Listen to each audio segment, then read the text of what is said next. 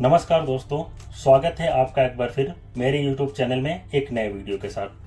दोस्तों, इस वीडियो में मैं आपको बताऊंगा यूएस टूरिस्ट वीज़ा इंटरव्यू को कैसे फेस करना है, यानी कि यूएस टूरिस्ट वीज़ा में आपको कैसे तैयारी करनी है, इंटरव्यू को कैसे फेस करना है, इन सब के बारे में मैं आपको इस वीडियो में बताऊँगा।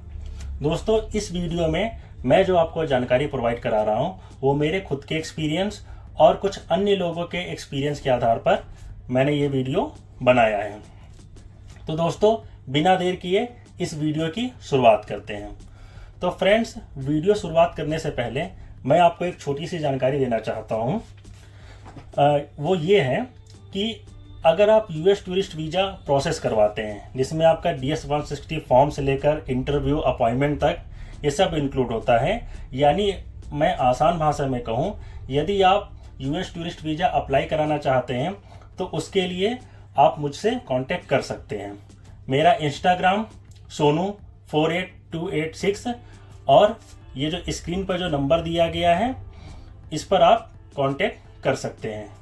तो दोस्तों, इसमें मैं आपको DS-160 फॉर्म फिलअप करूँगा और आपका फीस सबमिशन से लेकर आपका इंटरव्यू अपॉइंटमेंट तक मैं शेड्यूल करूँगा, और साथ ही यूएस टूरिस्ट वीज़ा में किस प्रकार के क्वेश्चन पूछे जाते हैं इन सब की प्रिपरेशन मैं आपको कराऊंगा। तो अगर जो आपको भी यूएस टूरिस्ट वीज़ा अप्लाई करवाना है तो आप मुझसे मेरे स्क्रीन पर दिए गए इन कॉन्टैक्ट्स में कभी भी आप कांटेक्ट मुझसे कर सकते हैं। तो फ्रेंड्स, अब चलते हैं वीडियो पर। तो वीडियो का जो टॉपिक है वो ये है, how to face US tourist visa interview. तो दोस्तों, सबसे पहले जिस भी दिन आपका बायोमेट्रिक और इंटरव्यू का अपॉइंटमेंट हो तो उससे एक दिन पहले आप डॉक्यूमेंट चेकलिस्ट कर लें। सबसे पहले आप यही काम करें कि अपना डॉक्यूमेंट्स जो है वो चेकलिस्ट कर लें। कौन कौन से डॉक्यूमेंट्स की आवश्यकता पड़ती है ये मैंने इससे पहले के वीडियो में बनाया हुआ है, आप मेरे चैनल पर जाके देख सकते हैं। तो सबसे पहले दोस्तों कि अपना आप डॉक्यूमेंट चेकलिस्ट बना लें। उसके बाद बात करते हैं कि बायोमेट्रिक की। बायोमेट्रिक में क्या होता है कि आपको कम से कम मैं कहूँगा आधे घंटे से 45 मिनट पहले जाके बायोमेट्रिक सेंटर पर आप पहुँच जाइए। उस दिन जो ज़रूरी डॉक्यूमेंट्स होते हैं जैसे पासपोर्ट हुआ या अपॉइंटमेंट कंफर्मेशन पेज हुआ, बस उन्हीं की ज़रूरत रहती है और कुछ होता नहीं है उसमें। आपका बस फिंगरप्रिंट ले लेंगे और फोटो वगैरह खींचते हैं और DS-160 फॉर्म को वेरीफाई कर देते हैं कि आपका जो है बायोमेट्रिक पूरा हो गया। अब जो मेन आता है वो होता है इंटरव्यू। इससे पहले जो भी आपका जो प्रोसेस हुआ है वो एक हिसाब से कह सकते हैं एक प्रोसीजर है। जैसे DS-160 फॉर्म, बायोमेट्रिक, ये सब एक प्रोसीजर चलता हुआ है आया है। अब जो मेन होगा वो होगा इंटरव्यू।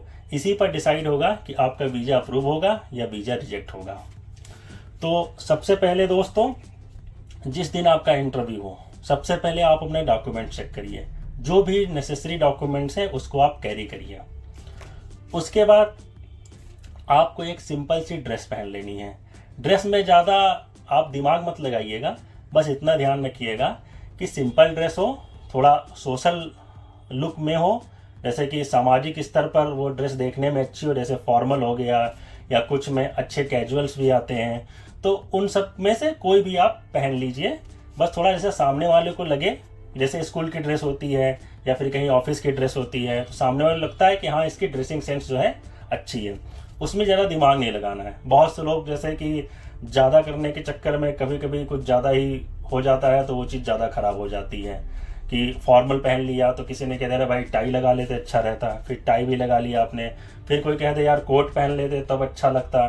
तो इन सब में ज़्यादा मतलब दिमाग नहीं लगाना है। तो आप एक सिंपल सी कोई ड्रेस आप पहन लीजिए। मैंने वहाँ पर जो है एक कपल्स को देखा था, जो उनके हस्बैंड ही होंगे शायद, तो उन्होंने वहाँ पर स्लीपर पहना हुआ था। एक शर्ट पहनी थी अच्छी सी, जीन्स पहना था, स्लीपर पहना हुआ था, उनका ही वीज़ा अप्रूव हो गया। तो इसलिए मतलब एक सिंपल ड्रेस होनी चाहिए, उसमें ज़्यादा बहुत दिमाग नहीं लगाना है, ठीक है। उसके बाद आपको क्या करना है कि समय से कम 1 घंटा पहले आप एम्बेसी पहुँच जाइए। एम्बेसी पहुँचने के बाद जब आप एम्बेसी के अंदर एंट्री करेंगे तो वहाँ पर लाइन लगी होगी, तो आप लाइन में वहाँ पर खड़े हो जाइए और जिस भी लैंग्वेज में आपको इंटरव्यू देना है वहां पर जो स्टाफ है उनसे आप बोल दीजिए, वो आपको उसी लाइन में खड़ा कर देंगे जिस लैंग्वेज में आप इंटरव्यू देना चाहते हैं। मैं बता देना चाहता हूं यहाँ पर कि यूएस का जो टूरिस्ट वीजा है वो आप किसी भी लैंग्वेज में इंटरव्यू उसका दे सकते हैं। जैसे आपको मलयालम आता हो, तमिल आता हो, तेलुगु आता हो, हिंदी आता हो, इंग्लिश आता हो, पंजाबी आता हो, तो वहाँ पर सभी एम्बेसी में इसकी सुविधा रहती है। तो जो आपको लैंग्वेज में इंटरव्यू देना है वो आपको वहाँ के स्टाफ को बता दीजिए। उसके बाद जो सबसे ज़रूरी चीज़ है वो है आपका कॉन्फिडेंस। आप थोड़ा सा कॉन्फिडेंस रखिए, नर्वस बिल्कुल मत होइएगा। अमूमन लोग हो जाते हैं, मैं भी थोड़ा बहुत हो गया था, लेकिन अगर सच बताऊं तो ऐसी कोई उसमें बात नहीं होती है कि जहां पर आपको नर्वस होना चाहिए या फिर आपको परेशान होना चाहिए। उसके बाद डॉक्यूमेंट्स की लिस्ट आप ऐसे तैयार रखिए कि जैसे ही वीज़ा ऑफिसर मांगे तो उनको प्रेजेंट करने में आपको ज़्यादा दिक्कत ना हो। जैसे उन्होंने कुछ मांग लिया कि अपना आप इनकम सर्टिफिकेट दिखाइए, ठीक है, अपॉइंटमेंट लेटर दिखाइए, तो आप ज़्यादा समय ना लगे आपको ढूंढने में, ऐसी सेटिंग करके आप रखिए, ठीक है।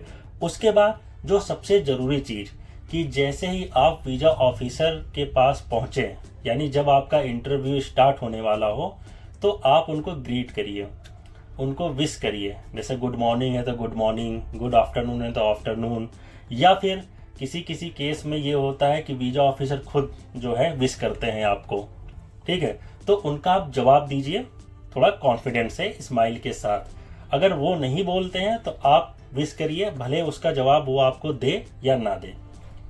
अब उसके बाद जो वीज़ा ऑफिसर आपसे क्वेश्चन पूछे, आप उसके बाद जो वीज़ा ऑफिसर आपसे क्वेश्चन पूछे आप उसी का जवाब दीजिए, यानी उतना ही जवाब दीजिए जितना उन्होंने आपसे पूछा है। किसी चीज़ को बहुत ज़्यादा डिस्क्राइब मत करिए। और दूसरी चीज़, अगर आपको कोई चीज़ समझ में नहीं आ रही है, जैसे कि उन्होंने क्वेश्चन किया, वो क्वेश्चन आपको समझ में नहीं आया या सुनने में कोई दिक्कत होगी, तो आप दोबारा उनसे पूछ लीजिए। बहुत से लोग कहते हैं कि इरिटेट हो जाते हैं, ऐसा कुछ नहीं है।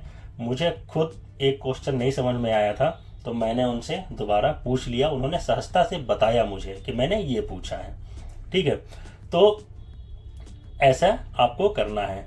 तो एक लोग पर बहुत ज़्यादा हद है कि 4 से 5 मिनट का इंटरव्यू चलता है, उसी में वीज़ा रिजेक्ट होता है, उसी में वीज़ा डिनाई होता है। तो आपके साथ भी इतना ही होगा। अब यहाँ पर मैं रिपीट कर दूं कि जो सबसे पहले जो आपका डॉक्यूमेंट्स आपको बनाने हैं, तैयार करने हैं, उसके बाद आप जो लैंग्वेज है आपका वो आपको सेलेक्ट करना है, स्टाफ को बता देना है, फिर अपना इंटरव्यू फेस करना है, बस इतना ही है। अब मैं आपको बता दूं कि सबसे ज़रूरी चीज़ जो है वो है कॉन्फिडेंस। कॉन्फिडेंस अपना आप हाई रखिएगा, ओवर मत करिएगा, कॉन्फिडेंस अपना बनाए रखिएगा। देखिए बहुत ज़्यादा से ज़्यादा क्या होगा, आपका वीज़ा रिजेक्ट हो जाएगा, ठीक है, इससे ज़्यादा कुछ नहीं होगा। 25-30 हज़ार रुपये खर्चे हो जाएंगे, जो भी आपने पूरा प्रोसेस में या ट्रैवल करके जहाँ तक गए, इससे ज़्यादा कुछ नहीं होगा, ठीक है। बहुत ज़्यादा वीज़ा रिजेक्ट होगा, इससे मैक्सिमम कुछ नहीं होगा। और घबराना इसलिए नहीं है क्योंकि वहाँ पर कोई आपसे रॉकेट साइंस नहीं पूछेंगे, ना ही कोई GS GK के आपसे क्वेश्चन पूछेंगे, ना ही IS PCS के आपसे कुछ क्वेश्चन पूछेंगे। वहाँ पर आपने जो जानकारी DS 160 फॉर्म में दी है, ठीक है, वही आपसे क्वेश्चन पूछेंगे और जो आपकी प्रोफाइल से रिलेटेड है वो आपसे पूछेंगे। जैसे आपका जॉब, आपकी फैमिली, आपकी पढ़ाई लिखाई, आपकी सोर्स ऑफ इनकम, ठीक है, कहीं जा रहे हैं तो क्यों जा रहे हैं, बस यही सब आपसे चीज़ पूछेंगे जो आपसे रिलेटेड हो, ठीक है। तो यही आपको इतना ही करना है। अगर आपको वीज़ा मिलता है तब भी आप उनको विनम्रता से थैंक यू बोलिए, अगर रिजेक्ट होता है तब भी आप उनको विश करके चले आइए, वहाँ किसी भी प्रकार की कोई बहस मत करिए, ठीक है। तो ये था जो मैंने बात बताई है कि आपको US टूरिस्ट वीज़ा इंटरव्यू कैसे फेस करना है। आई होप कि आपको मेरे ये वीडियो समझ में आया होगा। अगर आपकी कोई भी क्वेरी रहती है या कोई भी आपका सवाल रहता है तो आप मुझसे कमेंट बॉक्स में पूछ सकते हैं। तो वीडियो को करते हैं यहीं पर समाप्त। जाते जाते मैं आपको फिर से एक बात बता दूं कि अगर आप भी US का टूरिस्ट वीज़ा अप्लाई कराना चाहते हैं, जिसे B1 B2 वीज़ा भी कहते हैं, तो आप मुझसे कांटेक्ट कर सकते हैं। इसमें मैं आपकी पूरी हेल्प करूंगा। तो दोस्तों वीडियो को करते हैं यहीं पर समाप्त। तब तक के लिए आप सभी को नमस्कार।